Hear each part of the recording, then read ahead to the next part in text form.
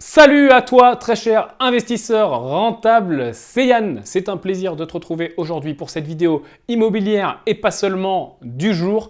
Aujourd'hui, je vais te parler un petit peu plus de mindset, un petit peu plus d'état d'esprit, un petit peu plus de dev perso. Tu sais que j'aime bien aussi tout ce qui est développement personnel, etc.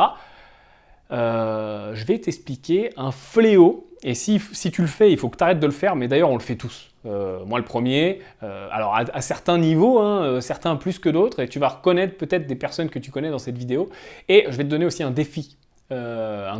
Sur une semaine si tu souhaites le tenter pour toi, pour ta propre personne. Tu le fais si tu as envie, mais si tu le fais, ça risque de t'aider.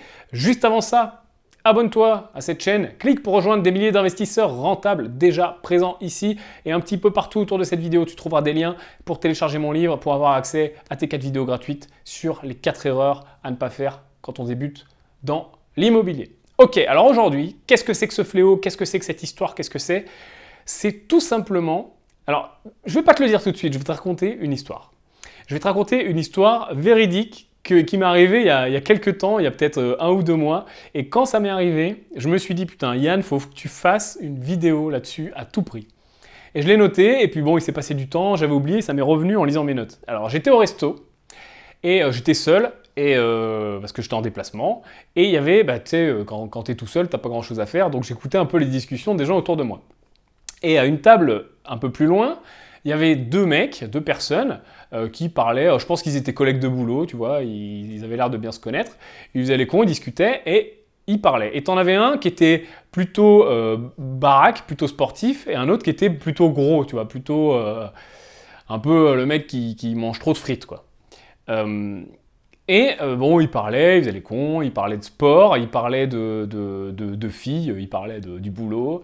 Et à un moment, ça a accroché mon oreille. En fait, celui qui était baraque, il dit à l'autre, mais mets-toi au sport, viens avec moi à la salle, qu'est-ce que t'attends? Tu m'as dit plusieurs fois que tu voulais maigrir, etc. Vas-y, franchement, moi je te coach, il n'y a pas de problème, si tu veux, je t'aide, etc.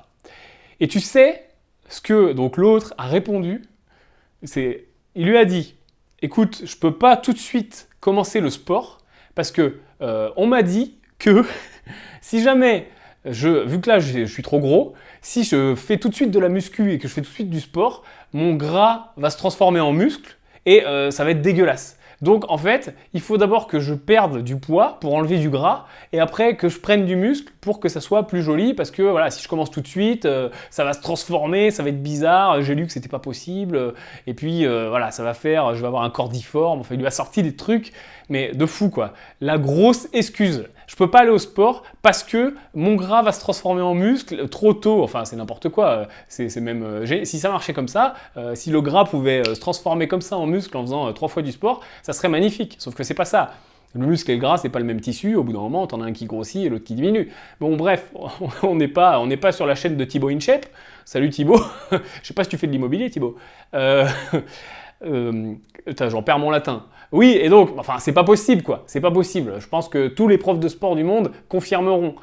Mais voilà, en fait, ce mec, alors, c'est quoi le fin mot de cette histoire? C'est que ce mec se donnait des excuses. Ce mec se donnait des putains d'excuses. Et on le fait tous.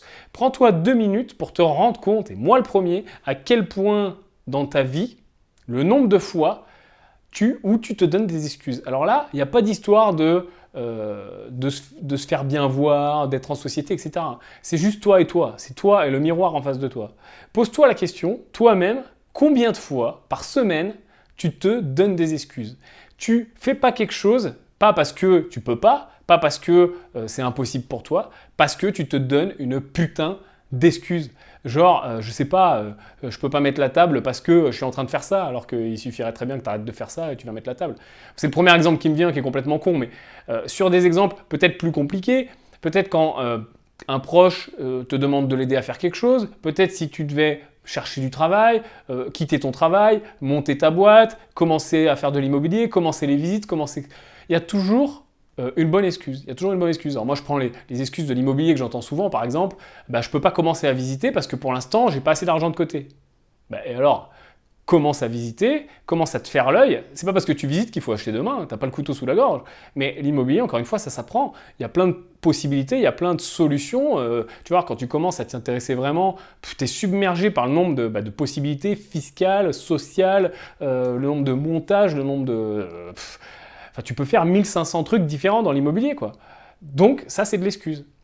Pose-toi la question, dans tous les domaines de ta vie, hein, pas que l'immobilier, hein, le nombre de fois où tu te donnes des excuses. Moi, le premier, le nombre de fois où je me trouve des excuses parce que j'ai la flemme d'aller au sport, de faire telle ou telle chose, bah tu vois, le sport, c'est pareil.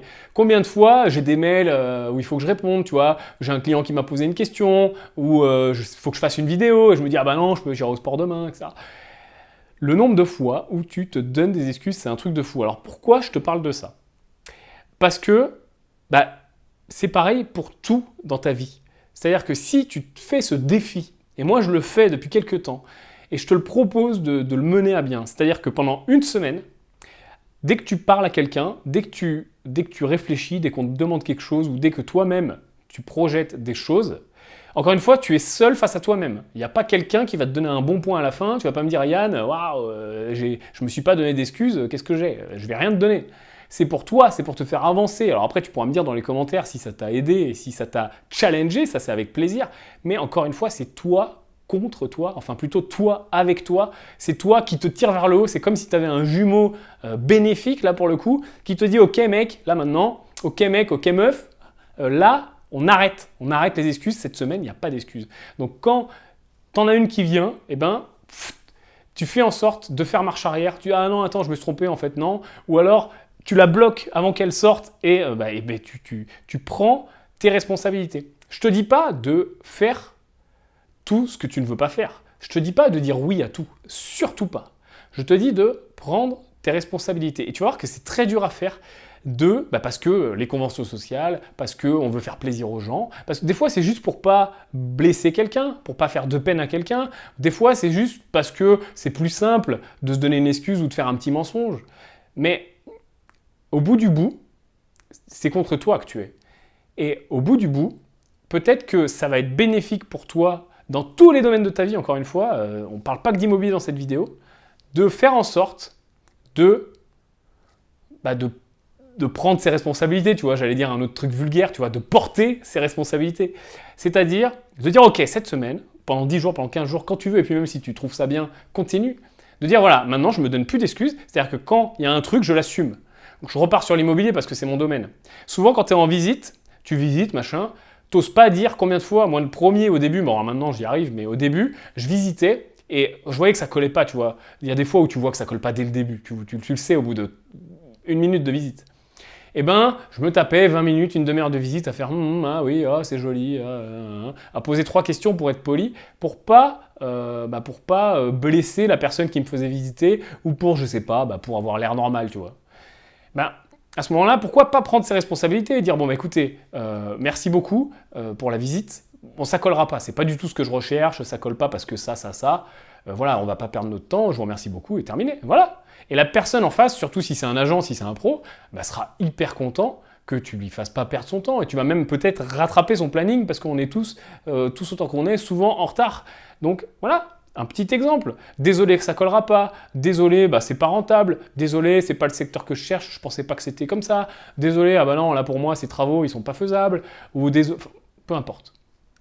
Je te mets au défi, pendant 1 semaine, on appellera ça la semaine de no excuses.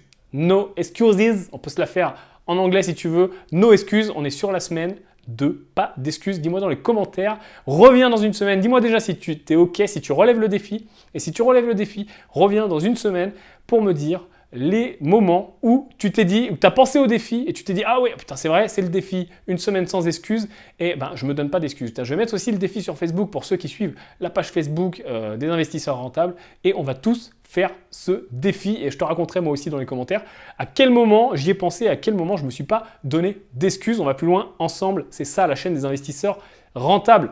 Si cette vidéo t'a plu, mets un gros pouce et te donne pas d'excuses. Si elle t'a pas plu, te donne pas d'excuses, mets un gros pouce en bas, voilà, c'est pas compliqué.